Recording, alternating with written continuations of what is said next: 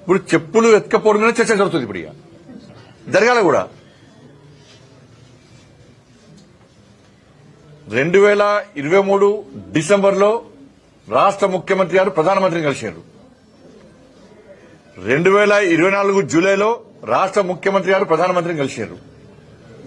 మొన్న ఫిబ్రవరి 2025 లో కూడా రాష్ట్ర ముఖ్యమంత్రి గారు ప్రధానమంత్రి గారు కలిశారు.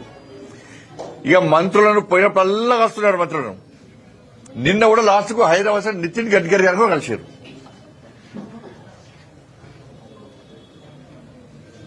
ఎప్పుడు మీకు అపాయింట్మెంట్ ఇవ్వలే, ఎప్పుడు మీతో మాట్లాడలేదు. చెప్పులు ఎత్తుకపోయేటోళ్ళక ఎప్పుడు చూసారు, ఎవరు చూసారు?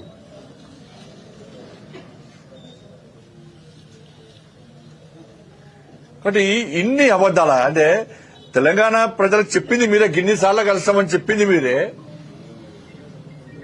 మళ్ళీ అపాయింట్మెంట్ ఇస్తలేరని చెప్పేది మీరే.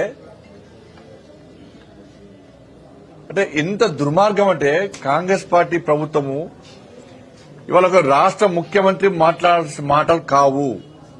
ఇది ప్రజల లోపల అధైర్యాన్ని నింపింది.